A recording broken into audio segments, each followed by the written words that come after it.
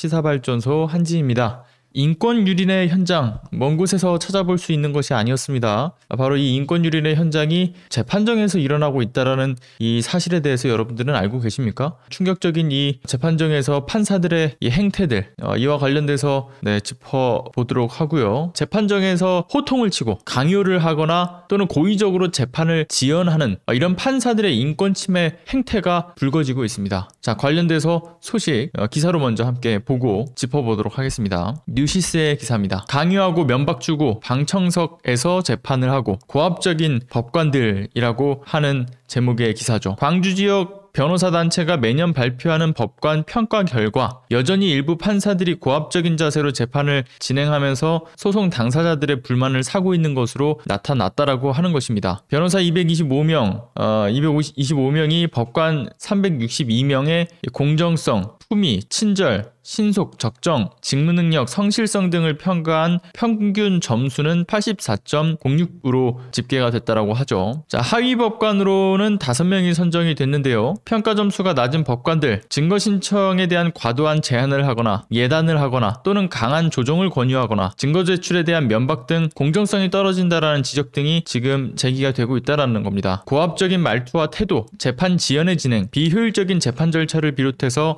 판결문의 판결 이유를 명확하게 기재하지 않아 항소를 제기할 때 어려움을 겪는다라는 의견들도 나오고 있다라고 하는 것이죠. 실제 광주지법 모 형사합의부는요, 지난 7월 피고인과 소송관계에 있는 법정이 아닌 방청석에다가 세워놓고 재판을 진행한 바도 있다라고 합니다. 공판의 증인이 신분증을 가져오지 않았다라고 하면서 다음 사건 피고인을 먼저 불렀는데 하면서 피고인의 권리를 제대로 보장하지 않았다라는 것이죠. 광주지법의 어느 형사단독 재판장도 잦은 지각까지 했다라는 겁니다. 그런데 이렇게 잦은 지각에 이어서 사과와 해명조차 하지 않아서 이것도 논란에 오른 바가 있었던 것이죠. 국민의 눈높이에서 공명정대한 재판을 하고 법관의 대국민 서비스의 진정성과 충실도를 객관 주기적으로 재평가를 해야 된다라는 지적이 나오고 있다라고 하는 것입니다. 기사를 통해서 보신 이 권위주의적인 판사들의 태도 문제, 과연 어제 오늘만의 일이었을까요? 여러분들 아시는 분들은 아시겠지만 전혀 어제 오늘만의 일이 아니었다라는 사실에 대해서는 알고 계실 겁니다. 이들 간의 그 적폐 카르텔, 검찰 개혁만큼이나 매우 심각하게 다뤄져 왔던 사안이기도 하죠. 단순히 권위주의적이다라는 것만으로 끝나는 것이 아닌 문제였습니다. 검사들의 정관 예우, 사건 뭉개기 등의 그 일들은 검찰의 기소 후에 재판정에서 그 효과가 더해지기도 해왔죠. 그러니까 검찰 이꼴 법원이라는 것입니다. 결국 그들은 이제 같은 부류였다라는 게 역사가 증명해주는 사실이기도 하죠. 자, 아시다시피 법이라고 하는 것은 사회 질서를 유지하기 위해서 필요하고요. 인간의 자유와 권리를 보장하기 위해서 필요합니다. 자, 그리고 법원의 역할이라고 하는 것은 바로 이것을 말씀드렸던 이를 위해서 뭔가 옳고 그름을 따지고 공정한 판단을 내리는 일들을 하는 것이죠. 그리고 다툼의 당사자들 간의 조정과 화해를 하는 역할을 하기도 합니다. 따라서 이러한 법원의 역할을 실행하는 법관의 권위라고 하는 것은 지배적인 권력을 뜻하는 것이 아니라 말 그대로 공정한 판결에 따라서 인정받고 존중받는 것에서 법관의 권위가 나오게 되는 것이죠. 즉 법관의 권위라고 하는 것은 상대적으로 높은 위치에 앉아서 원고와 피고인을 내려다볼 어떤 권리, 그러니까 그 권한을 인정해주는 듯한 법복, 그리고 권위주의적인 어떤 판결문에서 그 권위를 찾을 수 있는 게 아니라는 겁니다. 공정과 정의에 따라 명문화된 법의 판단에 따라 이 판결을 하면 되는 것일 뿐인 거지 피고인에 대해서 훈계를 하는 위치도 더더욱 아닌 것이죠. 그런데 앞서 보신 기사에서처럼 훈계를 하거나 고압적인 언행을 펼치거나 재판을 지멋대로 지연을 시키거나 또는 지각을 하는 그러한 모습들, 그리고 또 멋대로 위력을 행사하는 일은 명백한 월권이자 폭행이며 인권 유린 행위인 겁니다. 헌법에서 보장하는 기본권을 존중하지 않아왔던 일이었던 것이죠. 그러나 그간의 법원의 역사에서도, 그리고 여전히 이 논리적이지 못한 판결, 재판정에 앉아있는 법관들이 자신의 아래로 이들을 하대하는 그러한 분위기, 이로 인해서 국민의 어떤 기본권은 여전히 침해받고 있는 사건들은 상당합니다. 심지어는 이에 대한 구제 방법도 상고심에 이르러서는 마땅히 이제 없는 것도 현실이기도 하죠. 자, 근데 앞서 말씀드렸지만 이 이야기가 어제 오늘의 이야기가 아니라는 것인데, 그렇다면 그 출발, 그 첫 단추가 도대체 어디서부터 잘못 끼워졌길래 이와 같은 일들이 발생을 했을까요? 혹자는 이런 이야기들을 해요. 국민에 대한 시선이라고 하는 것이 이 나라의 법관이 국민을 국민들을 바라보는 시선을 말씀드린 거죠. 법관이 국민들을 바라보는 시선이라고 하는 것이 이 나라의 주인이 국민이라는 것에 있지 않고 그저 국민은 지배 대상이라고 하는 인식에서 출발했을 가능성이 높다라는 이야기를 합니다. 그러니까 정치 검사들과 인식이 굉장히 매우 흡사한 부분인데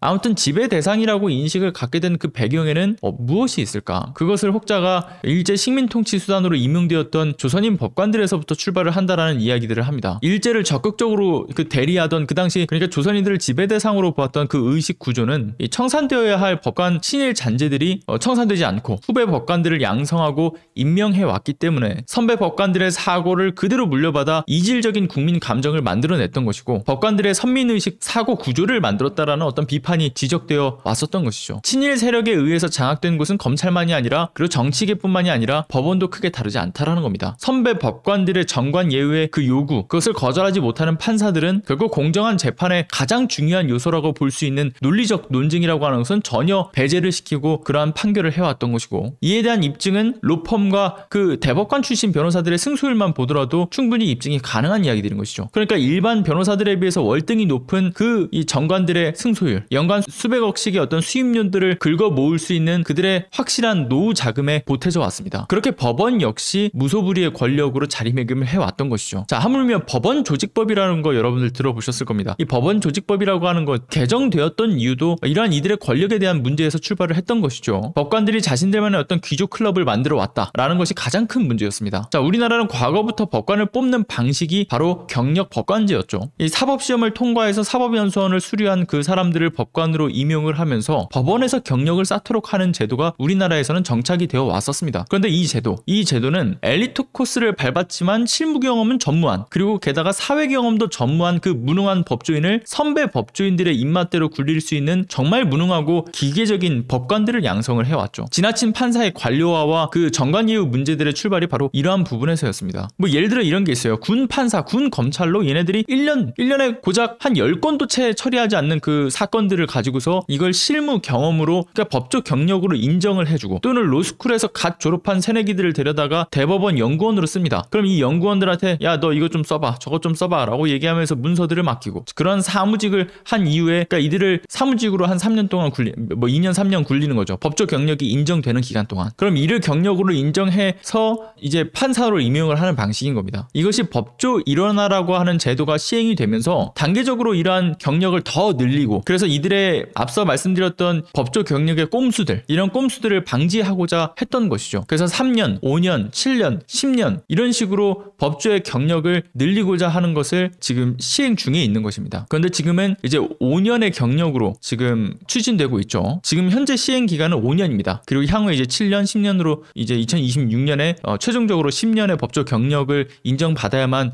판사로 임용이 될 수 있게 되는 것이죠. 자, 그런데 지금 5년의 경력으로 바뀐 현 시점 과연 또 어떤 식으로 이들의 꼼수가 바뀌었을까? 자, 앞선 방식과 동일하게 경력을 쌓습니다. 뭐 군 판사, 군 검사로 한 3년 동안 그냥 대충 굴러먹고 오다가 그러니까 1년에 한 10건 정도의 사건 처리라고 하면은 3년 동안 처리한 사건은 고작 30건 이내겠죠. 뿐만 아니라 뭐 연구원으로서 사무직으로 한 3년 동안 어디 굴러먹고 그럼 나머지 2년은 과연 이들이 어떻게 채울까요? 이들이 어떤 식으로 이 법조 경력을 쌓냐면 이후에 잠깐 어느 로펌에 들어가서 2년 동안 짱 박혀 있다가 판사로 임용이 되는 겁니다. 자, 그런데 여기엔 또 어떤 로펌들이 등장하냐? 바로 김앤장과 같은 대형 로펌들이 중간다리 역할을 놔주고 있죠. 즉 실무 경험도 사회 경험도 세상 물정도 제대로 모르는 그 나이 어린 법조인들이 판사로 임용이 되고요. 판사 조직의 서열 안에서 사회생활을 시작하고 선배 법관들이 시키는 대로만 일을 해왔던 문제는 여전히 해소되지 않고 있습니다. 이후 7년, 10년으로 넘어가야만 해소가 될 일들인 거죠. 자, 도제식 교육으로다가 내리교육으로 자신들의 편의에 따라서 후배들을 조련을 해왔던 그러한 사법부의 이 문화, 후배들을 잘 구슬려다가 선배들에게 이쁨 받는 판사로 만들고 끈끈한 제 식구로 만드는 것. 다시 한번 말씀드리자면 이것을 방지하고자 2011년 그 법원 조직법이 개정이 돼가지고 2013년에 이제 법조 일원화라고 하는 제도가 시행이 된 것이죠. 그래서 2013년부터 2017년까지는 3년 이상의 경력, 2018년부터는 2021년까지는 5년 이상의 경력, 그리고 2022년부터 2025년까지는 7년, 그리고 마지막으로 앞서 말씀드렸던 것처럼 2026년 이후에는 법조 경력 10년 이상이 법관으로 갈 수 있도록 하는 그 계획이 만들어졌던 겁니다. 자, 2026년에 최종적으로 만들어진 그 법조 일원화의 완성체는 앞서 말씀드렸던 것처럼 이 판사 귀족 클럽을 무너뜨릴 수 있는 강력한 카드기도 하죠. 법조 경력이 로펌을 통해서 10년 이상의 산전수전을 다 겪어본, 그러니까 상당한 지위에 있는 변호사들이 들어온다는 것. 자, 이것이 어떤 의미가 있느냐. 바로 40살이 넘은 사람들의 변호사들이다 보니까, 그리고 앞서 말씀드렸던 것처럼 산전수전을 다 겪어봤던 사람들이기 때문에 선배 판사들에게 이렇다 저렇다 휘둘릴 만한 입장이 아니게 됩니다. 그리고 경험과 경륜이라고 하는 것은 누군가의 그 생활권과 재산권을 제한할 수 있고 그 심판할 그러한 위치이기 때문에 이 부분이 특별하게 더 강조되어야 하는 부분이기도 하죠. 따라서 그간의 사무실의 사무 능력이라든가 단 한 번의 필기시험만으로 판사를 시켜줬던 행태를 무너뜨리는 것은 사법부 내의 그 계급 특권화를 무너뜨리고, 그리고 앞선 기사에서 보셨던 것과 같은 권위주의적인 어떤 판사들을 걸러낼 수 있는 그러한 요소가 될 수 있는 겁니다. 그러나 이게 올해 8월에 여러분들 기억하시겠지만 졸속입법을 통해서 법조 일원화를 무력화시키려고 했던 대법원의 시도도 있었습니다. 근데 이게 누구에 의해서 막혔냐? 바로 이탄희 의원의 고군분투 덕분에 이것이 통과되지 않았던 것이죠. 자, 그런데 이러한 법조 일원화만이 권위주의적인 법관의 인권 침해에 대한 해결 방법은 또 아니기도 합니다. 두 가지 정도의 선행되는 제도가 꼭 필요한 문제지 않을까, 저 개인적으로는 생각을 합니다. 자, 먼저 하나는 재판이 논리적 논증에 부합되는지, 그리고 재판은 공정하게 진행이 되고 있는지, 재판 과정에서 인권 침해가 없었는지, 이와 관련돼서 이 심사하고 평가할 수 있는 심사위원회의 구성이 꼭 필요하다라고 생각하고요. 그리고 심사 결과나 과정이 투명하게 공개될 수 있도록 국민참여재판에서의 시민 배심 문제, 이러한 개편 역시도 함께 논의되어야 하는 부분이기도 합니다. 단순히 엘리트 집단에게만 맡기고 손 놓을 수 있는 것이 아니고요. 뭐 정치든 법이든 간에 인권의 영역에서 보장받고 평가받아야 하는 것은 국민 감정에 비추어서 판단할 수 있는 영역이라고 생각합니다. 따라서 국민들이 평가할 일인 것이죠. 그리고 이미 시민들의 성숙도라고 하는 것은 엘리트 집단과 견주어 봤을 때도 결코 부족하지 않은 상황이기도 합니다. 최근 여러분들 느끼셨겠지만 최근 많은 시민들이 지식이 그 엘리트 수준 못지않게 올라온 것도 사실이죠. 그리고 다음 두 번째, 법관의 탄핵이 이제는 당연한 절차로 이제 인식이 되어야 됩니다. 그리고 이러한 법관 탄핵이 안정적인 제도로 정착되어야 함도 매우 중요하죠. 자, 이는 많은 국민들의 요구사항이기도 합니다. 우리나라는 이제 법관 탄핵을 굉장히 매우 뭔가 큰일 날 일처럼 여기고 있죠. 근데 물론 여러분들은 혹시 법관 탄핵이라고 하면서 굉장히 큰일 날 일이라고 생각하십니까? 중요한 것은 큰일 날 일처럼 여기고 있는데, 큰일처럼 여기고 있는 생각은 우리나라 다수 국민들의 의사가 아니라는 겁니다. 바로 정치인들과 법조인들의 판단일 뿐인 거죠. 실상 많은 국민들은 법관의 탄핵 자체가 빈번하게 이루어져야 된다라고 판단하시는 분들이 의외로 많습니다. 법관의 탄핵,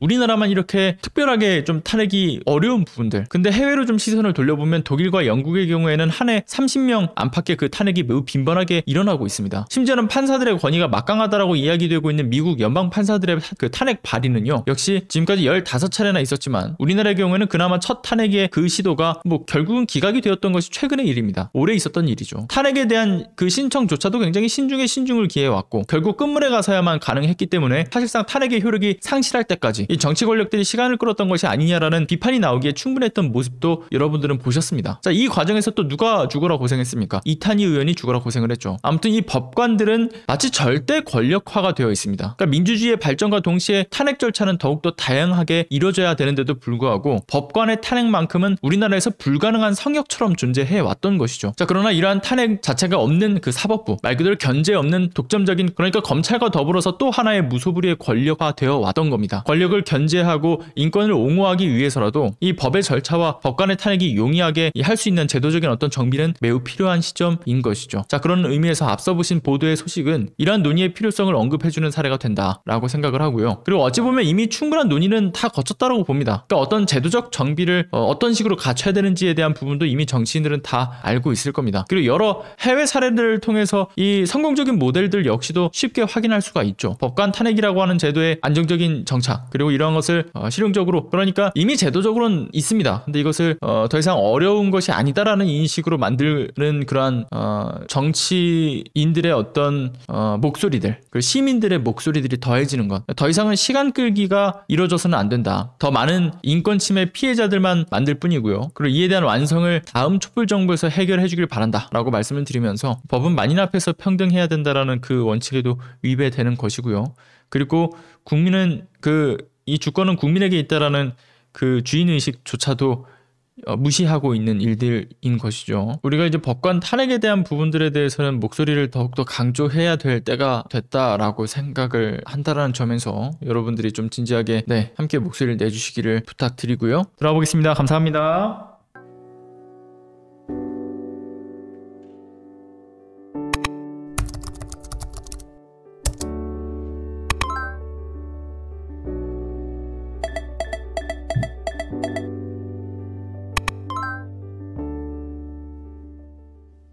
안녕하세요.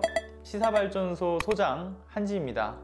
시사발전소는 진실을 찾는 민주언론으로서의 역할을 다하기 위해서 다양한 방법으로 활동을 이어나가고 있습니다.